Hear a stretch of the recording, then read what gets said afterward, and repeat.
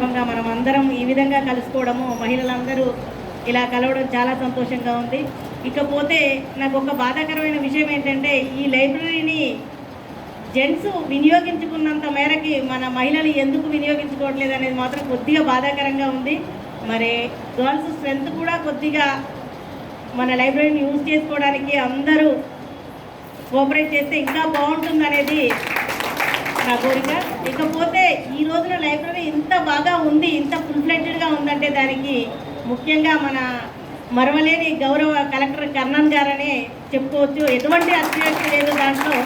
అదేవిధంగా madam CEO గారు కూడా 100% దానికి కోఆపరేట్ చేస్తూ, జాయింట్ కలెక్టర్ గారు కూడా మరి వెన్నంటి ప్రోత్సహిస్తూ మన కమర్ గారిని అహర్నిశలు కూర్చోనియకుండా సిబ్బందిని ఉరుకులో పెట్టించి మరి ఈ విధంగా అందరూ విద్యార్థులందరూ కూడా మన ఫస్ట్ బీసీ స్టడీ సర్కిల్కి వచ్చారు. అక్కడ స్టడీ సర్కిల్ని అంబేద్కర్ స్టడీ సర్కిల్ అక్కడ అలాట్ చేయాలని చెప్పేసి. సో మనది ప్రైవేట్ బిల్డింగ్లో రన్ అవుతుంది కనుక ఇక్కడ లైబ్రరీలోనే రన్ చేస్తే ఇంకా బాగుంటుంది, అన్ని రకాల బుక్స్ కూడా ఇక్కడ అవైలబుల్లో ఉంటాయి, ఇంకా అందరికీ తెలుస్తుందనే ఒక నేపథ్యంతో ఇక్కడ రన్ చేయడం జరుగుతుంది.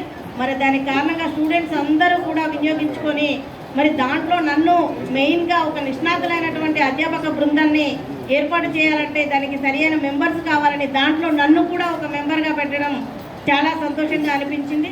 మరి అందరం కూడా మేము కష్టపడి ఆ మెంబర్స్ అందరూ కూడా ఈ విధంగా నిష్ణాతులైనటువంటి అధ్యాపక బృందాన్ని మరియు వెన్నంటి నడిపే ఈ లైబ్రరీ బృందంతో మమేకమయ్యి జాయింట్ కలెక్టర్ గారి సమక్షంలో మరి మున్సిపల్ కమిషనర్తో సహా అందరూ కూర్చొని మరి దాన్ని ఆలోచించి ఆ అధ్యాపక బృందంతో ఈ విధంగా కోచింగ్ ఇవ్వబట్టే మరి ఈ రోజున 95 మంది సెలెక్ట్ అయ్యారంటే అది మామూలు విషయం కాదు.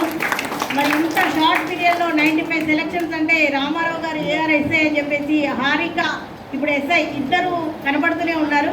మరి వీళ్ళందరికీ కూడా రేపు సన్మానం జరగబోతుంది మన మినిస్టర్ గారి సమక్షంలో. మరి దీనికి అంతటికీ కోఆపరేట్ చేసిన విద్యార్థులు, మన ఈ సరౌండింగ్ నుంచి వచ్చే ప్రతి విద్యార్థి కూడా మరి లైబ్రరీని ఈ విధంగా వినియోగించుకున్నారంటే మన దగ్గర ఎన్ని బుక్స్ ఉన్నాయి, ఎంత మేరకు మనము ఆర్గనైజేషన్ కృషి చేసి అన్ని రకాల సకల సదుపాయాలు ఈ కమర్ గారు ఏర్పాటు చేశారంటే ఎటువంటి ఇది లేదు.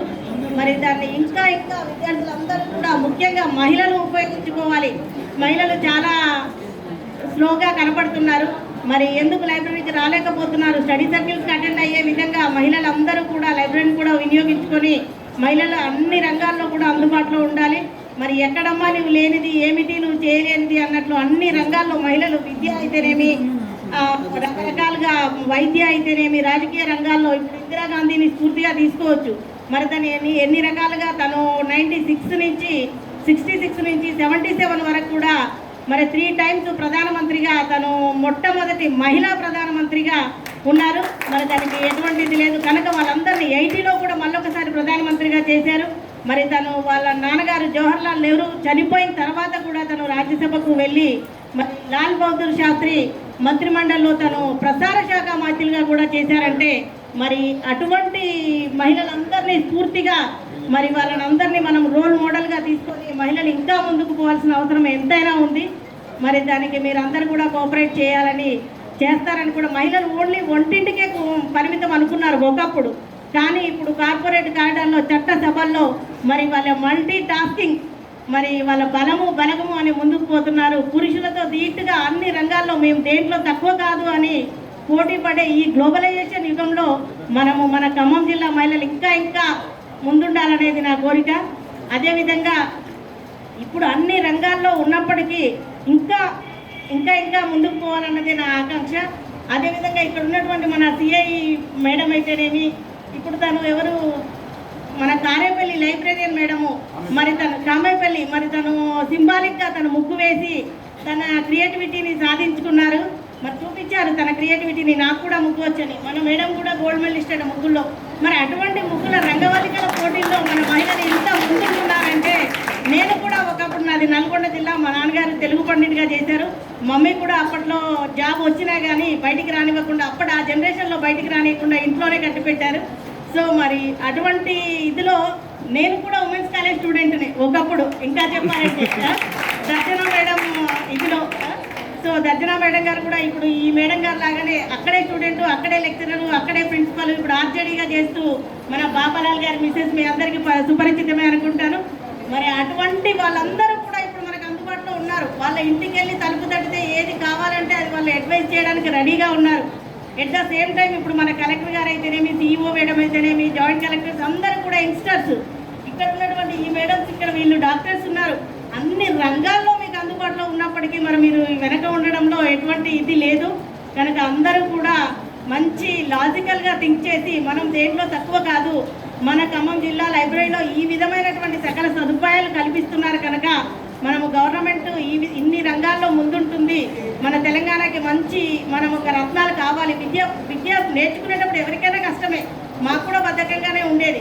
ఒకప్పుడు ఉమెన్స్ కాలేజ్లో చదివేటప్పుడు మేము కూడా సినిమాకి వెళ్ళాలి, అలాంటి అన్ని ఆ ఏజ్ గ్రూప్లో అందరికీ ఉంటుంది. బట్ ఏంటంటే వాటిని అన్నింటిని పక్కన పెట్టాలి. ఇప్పుడు మేడం చెప్పినట్టు సెల్ ఉపయోగించుకోవాలి. బట్ ఏంటంటే మనకు ఎంతవరకు వాల్యుబుల్, ఎంతవరకు నీడో అంతవరకే మనం యూజ్ చేసుకోవాలి. ఇంకా అనదర్ వాటిలలో మనం టైం వేస్ట్ చేయకూడదు. అదేవిధంగా ప్రాపర్గా మనము ఇప్పుడు ఈ గ్రంథాలయ, ఈ లైబ్రరీ, రకరకాల వెబ్సైట్లలో మనకు ఈ గ్రంథాలయాల్లో ఉన్నటువంటి అన్ని బుక్స్ కూడా వెబ్సైట్లలో అవైలబుల్లో ఉంటున్నాయి. సో వాటన్నిటిని కూడా మనము గ్యాదర్ చేసుకొని మనం చూసుకోవాలి. ఉత్తమ ఇప్పుడు సక్సెస్ స్టోరీస్ మనం చదువుతాం. సక్సెస్ అయిన ఏ ఒక్కరు కూడా ఎన్ని వందల ఎన్ని లక్షల బుక్స్ చదివారో మనకు తెలుస్తుంటుంది. కనుక మీరందరూ సక్సెస్ అయ్యి మీ స్టోరీస్ మన భావితరాలు చదివేలాగా మీరు ఆ విధంగా ఎదగాలని. మరి విద్యావృక్షం యొక్క వేళ్ళు చాలా చేదు ఉంటాయి, కానీ ఫలాలు మాత్రం చాలా స్వీట్ ఉంటాయి. మరి అబ్దుల్ కలాం గారు ఏమన్నారు? కళలు కనండి, ఆ కళలను సాకారం చేసుకోండి అన్నాడు. కనుక మీరు కూడా ఒక అంబిషన్ అనేది మీకు ముఖ్యము. కనుక ఆ మేడం చెప్పినట్టు మీరు ఒక గోల్ లేకోకుండా ఎటు వెళ్ళలేరు. లైబ్రరీకి వస్తున్నారు, ఏదో దొరికిన బుక్ వెళ్ళా చదవడం కాదు. మీకు ఏం కావాలి, మీరు ఏం నేర్చుకోవాలి, మీరు ఏ వేలో ఏ కాంపిటేటివ్ స్పిరిట్లో మీరు ఫాలో అవుతున్నారు, సో అదే అవ్వండి. 100% అది సక్సెస్ అవ్వండి. అదేవిధంగా మన కాళోజీ గారు అన్నారు, ఒక సిరా చుక్క వచ్చేసి 1,00,000 మెదళ్ళ కలయిక అన్నారు. మరి ఇంకా పోతే మన లైబ్రరీ గురించి చెప్పాలంటే చిరిగిన చొక్కా అయినా వేసుకో, కానీ మంచి బుక్ మాత్రం కొనుక్కోమంటారు మన వీరేశలింగం గారు. కనుక అవన్నీ కూడా మీరు దృష్టిలో పెట్టుకోండి. తల వంచి చదువు, తల ఎత్తుకునేలా చేస్తానంటారు. మరి ఇలాంటివన్నీ మీరు గుర్తుపెట్టుకొని లైబ్రరీకి ఉన్నటువంటి ఇదిని మనం మొన్న బుక్ ఫేర్ పెట్టి తెలంగాణ వారోత్సవాల్లో 2 నుంచి 9వ తారీఖు వరకు చాలా బ్రహ్మాండంగా గ్రౌండ్ మొత్తం కలకల్లాడిపోయింది. మరి అటువంటి వాటన్నిటిలో మీరందరూ కూడా పార్టిసిపేట్ చేస్తుంటారని నేను అనుకుంటున్నా. కనుక అందరూ అన్ని రకాలుగా లైబ్రరీని ఉపయోగించుకొని మరి చైర్మన్ కమర్ గారి ప్రోత్సాహంతో, మన జిల్లా కలెక్టర్ గారి ప్రోత్సాహంతో, కమర్ గారి అధ్యక్షతన మరి మీరందరూ సిబ్బందిని వీళ్ళందరినీ కూడా ఉపయోగించుకొని ఇంకా కావాలంటే ఈ పైన ఉన్నటువంటి అందరినీ కూడా మీరు ఏ డౌట్ వచ్చినా అడగొచ్చు. అదేవిధంగా అన్నిటికంటే ఇదిగా మీకు ఈ లైబ్రరీలో దొరకని మెటీరియలే కానీ ఏదైనా బుక్సే కానీ ఏదైనా నా బీసీ స్టడీ సర్కిల్ నుంచి నేను 100% మీకు కోఆపరేట్ చేయడానికి సిద్ధంగా ఎల్లవేళలా ఉన్నానని కోరుకుంటూ మీరందరూ కూడా ఉన్నత శిఖరాలను అధిరోహించాలని కోరుకుంటూ థ్యాంక్ యూ అండి. Thank you madam.